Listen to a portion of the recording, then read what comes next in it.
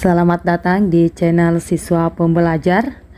Pada pertemuan kali ini kita akan membahas tentang KD 4.2, yaitu menyajikan data dan informasi dalam bentuk berita secara lisan dan tulis dengan memperhatikan struktur, kebahasaan atau aspek lisan, yaitu lafal, intonasi, mimik, dan kinesik. Tujuan pembelajaran. Dalam KD 4.2 ada 3 tujuan pembelajaran yang akan kita capai. Yang pertama, menyajikan berita secara lisan. Kemudian yang kedua, menyajikan teks berita secara tertulis dengan memperhatikan langkah-langkah menulis teks berita. Kemudian tujuan pembelajaran yang ketiga, siswa dapat menyunting teks berita. Baiklah teman-teman, kita masuk pada pembahasan pertama kita, yaitu menyajikan teks berita. Dalam menyajikan teks berita, ada 2 cara yang sering kita temui. Yang pertama dengan cara lisan, kemudian yang kedua dengan cara tertulis. Menyajikan berita secara lisan. Berita lisan ini dapat kita temui dari paparan narasumber secara langsung atau orang yang mengalami peristiwa yang menceritakan kepada halayak ramai. Kemudian berita lisan dapat kita temukan juga di media elektronik seperti televisi, radio, dan media sosial.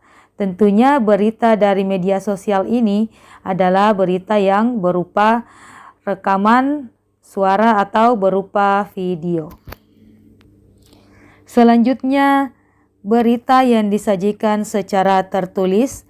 Berita tertulis ini bisa kita temukan di media cetak seperti surat kabar, majalah, buletin, atau situs-situs berita online yang banyak di internet. Kemudian kita juga bisa menemukan berita tertulis di media sosial. Sekarang ini media sosial tidak terbatas lagi ya. Teman-teman, sudah banyak berita-berita yang dibagikan oleh para pengguna media sosial kepada teman-temannya. Jadi perbedaan berita lisan dan tertulis dilihat dari bentuknya. Kalau lisan dia berupa suara atau video, sedangkan tertulis dia berupa teks. Kita lanjut ya teman-teman. Dalam menyajikan teks berita secara lisan, ada beberapa hal yang mesti kita perhatikan teman-teman, agar tidak terjadi kesalahpahaman antara orang yang menyampaikan berita dengan orang yang mendengarkan atau menerima berita tersebut.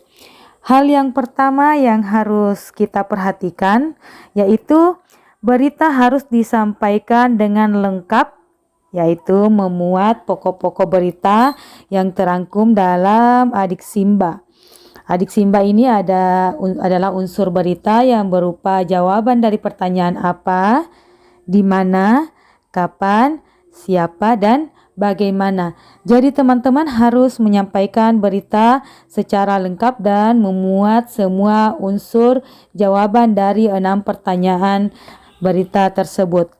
Kemudian hal kedua yang harus kita perhatikan teman-teman, yaitu menggunakan bahasa yang komunikatif dengan memperhatikan keefektifan kalimat, pilihan kata atau diksi yang tepat, dan memperhatikan kebakuan bahasa. Tujuannya menggunakan bahasa yang komunikatif agar pendengar merasa bisa berinteraksi langsung dengan si pembawa berita. Jadi pendengar berita menjadi tertarik untuk mendengar berita kita. Kemudian usahakan menggunakan bahasa yang baku agar semua pendengar bisa memahami isi berita yang kita sampaikan dengan baik. Kemudian hal ketiga yang harus kita perhatikan adalah memperhatikan ekspresi, mimik, kinesik, intonasi, jeda, tekanan suara, tempo, artikulasi, dan lafal. Hal-hal tersebut mesti kita perhatikan agar pembawaan berita kita menjadi menarik, kemudian isinya tidak disalahartikan oleh si pendengar berita.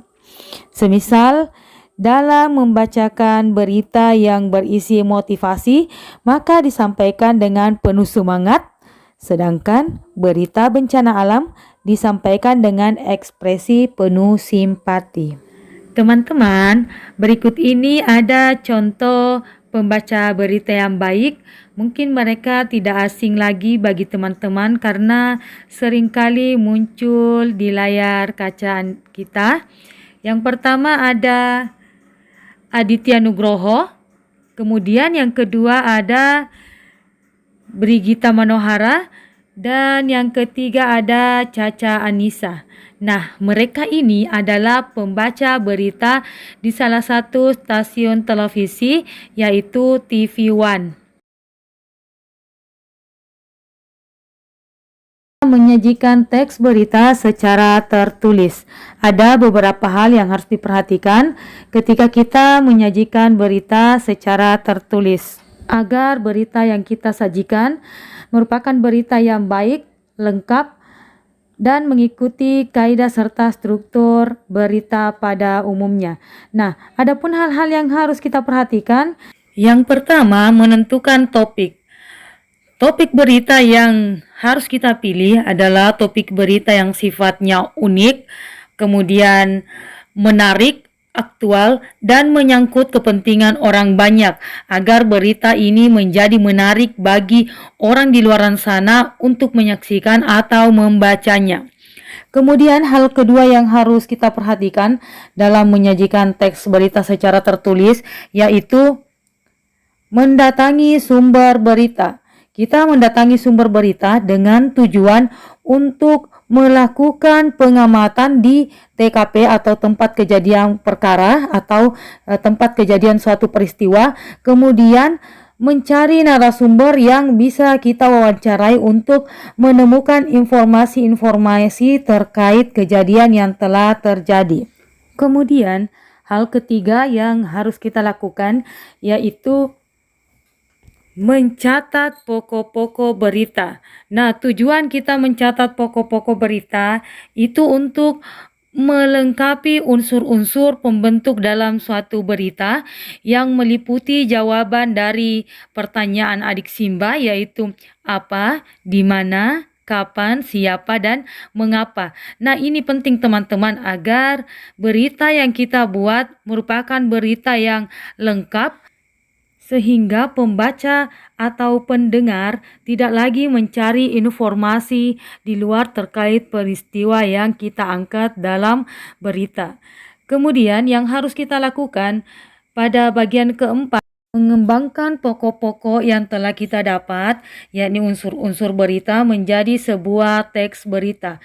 Dalam mengembangkan pokok-pokok berita ini, teman-teman harus memperhatikan struktur dan kaidah penulisan suatu berita sehingga berita yang kita buat mudah diterima dan dipahami oleh para pembaca maupun pendengar, sehingga tidak ada lagi pemahaman lain yang muncul dari berita yang telah kita sajikan sebelumnya. Berikut ini saya sajikan kepada teman-teman sebuah contoh berita yang baik dan benar, yaitu berita yang berjudul Sungai Ciliwung meluap, 2 desa terendam banjir setinggi 3 meter. Ya, silakan teman-teman cermati baik-baik beritanya sebelum menyusun sebuah berita yang baik dan benar. Jika teman-teman sudah menyusun sebuah berita, tapi masih terdapat beberapa kesalahan dalam penyusunannya, baik dari segi struktur atau penggunaan kaidah kebahasaan, maka teman-teman bisa melakukan penyuntingan terhadap teks berita tersebut. Adapun hal-hal yang harus diperhatikan ketika menyunting sebuah berita, yang pertama yaitu kebenaran isi berita yang ditunjang oleh keakuratan fakta-faktanya. Kemudian yang kedua, kita perlu memperhatikan kelengkapan isi berita yang ditandai oleh hadirnya komponen-komponen berita yang terangkum dalam rumus adik Simba. Yang ketiga, struktur penyusunan berita yang dimulai dari bagian yang paling penting ke bagian yang kurang penting. Hal keempat, yaitu penggunaan bahasa yang terkait dengan keefektifan kalimat, kebakuan kata, dan ketepatan ejaan dan tanda baca suatu berita. Nah, dalam menyunting berita, teman-teman usahakan memperhatikan keempat hal tersebut.